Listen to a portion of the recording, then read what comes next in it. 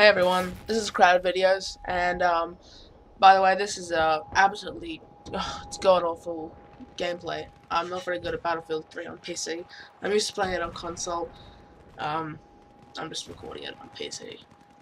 So please excuse that. I'm not very good. Anyway, so the topic of this video is the Xbox One and the PlayStation 4. Now, everyone knows, well, most people know that Microsoft did a little 180 and they reversed all the DRM policies, and they're, they're always online, like the 24-hour check-in, their ridiculous sharing policies that made no sense. And and people sort of started to forgive them. They thought that they were fine. They're listening to the gamers. It was awesome. Yeah, they're actually listening to us. They care about us as the people, as the consumer. They actually like us. Yeah. When I see it, very differently. Microsoft. They're a huge corporation. That's how they got to being a billion-dollar company. So Bill Gates is sitting in his fine little mansion. And they didn't do that by just always listening to the consumer. I mean, every single multi-million/billion company, they do greedy stuff, and it happens all the time. And some things it hurts a lot of businesses, a lot of people, and they do whatever they can to make as much money out of the people as possible. Like, you get some companies, and they really do care about the people. Usually, they're not as big companies. Before I say this, just a disclaimer. I'm not a PlayStation fanboy or anything like that. I like good games. I play on every single platform really. So just like I got a little hate in a video I made on the channel because people thought I was a PlayStation fanboy. I'm not. Just want to put that out there. But Microsoft, by reversing their DRM policies, was not an act of caring for the game, for the people. It was about money, because they knew that their profit, like the profits they were gonna get, was very small. Like it was it wasn't good. Like they were gonna lose. Like on Amazon, pre-orders was like 10-1. Like PlayStation had like tens of thousands of pre-orders, and Microsoft didn't even have 1,000. And so they thought, oh god, this is not gonna work.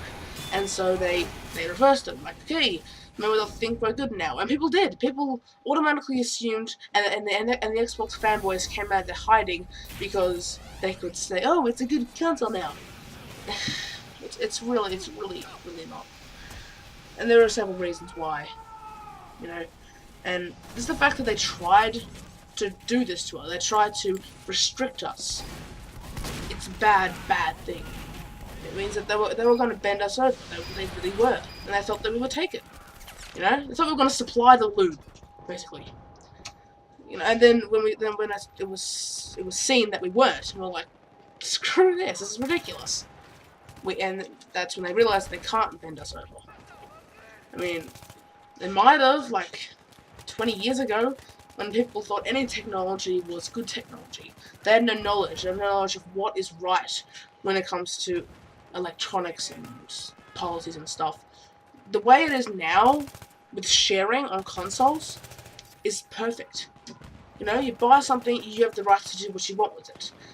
And a lot of people bring up Steam when it came to the Microsoft argument, because people said everyone loves Steam, because yet they do DRM because it makes sense, because when you're on PC, it's so easy to give people, if you could just trade games, there'd be, there's already a lot of piracy, but there'd be so much more if Steam allowed you to share games with everyone willy-nilly, like you could do on console.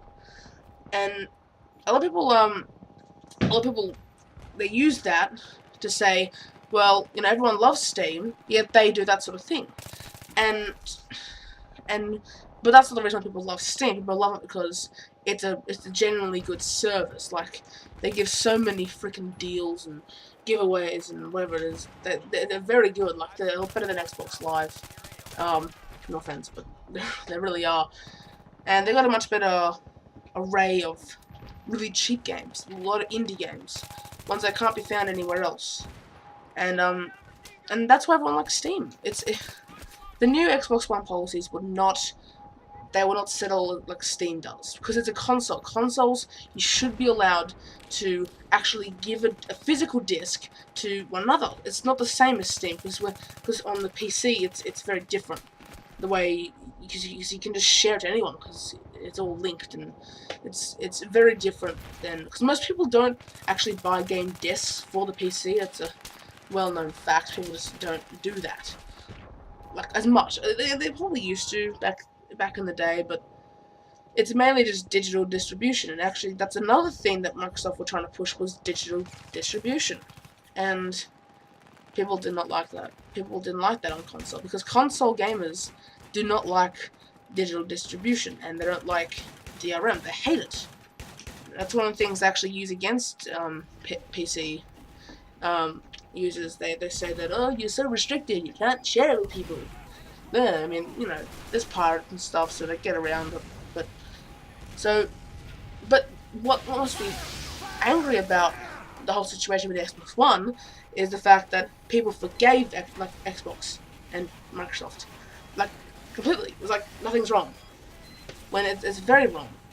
What they tried to do, I mean, I will never forgive what they did, what they tried to pull on the games. And I know there's always going to be inevitable, like, change of wind, I guess you could say, for console gaming.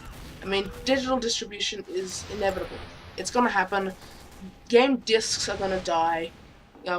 Like places like GameStop and here in Australia, EB Games, and lots of other retailers that sell physical discs, they're going to die. They're going to die out, because digital distribution will destroy it.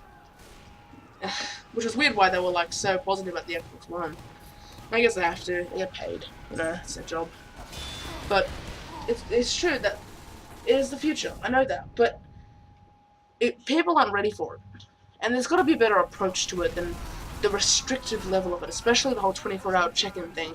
The fact that they didn't allow you to play offline. Like some people, yeah, most people do have internet these days, but like me and here in Australia, our internet service is pretty shite house. It's like it's very shoddy. Like in my house, it can drop out randomly. I mean, not a lot of people have this problem, but for me, it happens a lot. And it happens. Some people like live in the, you know, I know they live in the you know, like a desert or whatever. They don't have any internet, or if in the army, you know, so they're kind of they'd be screwed. I mean, even still, they still are kind of screwed, because you need to download that patch when you get the Xbox One, so you can that stuff is gone. So you don't have to that's unforced, but you need an internet connection to do that anyway, so you'll need some form of internet connection at one point of time to download that patch to reverse that bullcrap. So you still need an internet connection. I guess you could wait until used consoles come out and then buy one of those, but a lot of people want to play it the day it comes out, and it'd be a little bummer to just not get to. And plus, there's no guarantee that that pre-owned one has that patch, so I might have just bought it just to resell it. You know, it's tough anyway. Even if they reversed it, it's still bad for those people who like don't have an internet connection at all,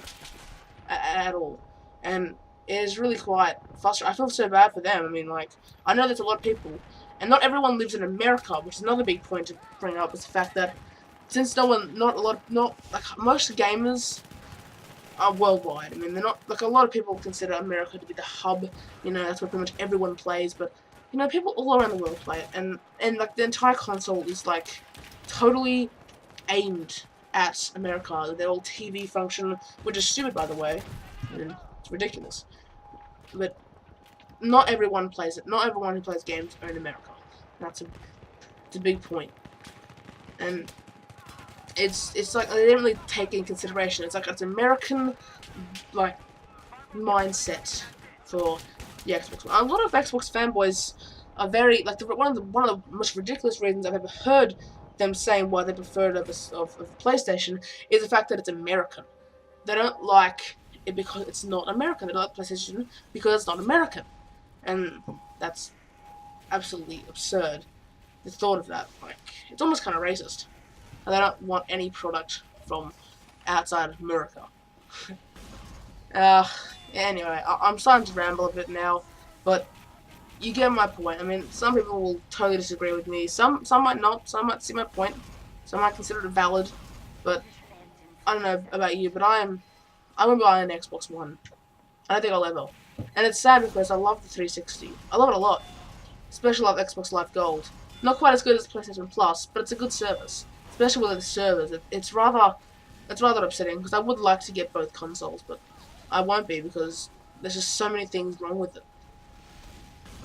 Anyway, you guys leave your opinion in the comment section below.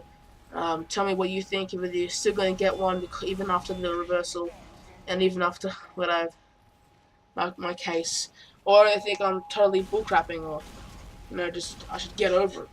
Whatever you want. This is Crowdedvideos, and I'll see you guys later.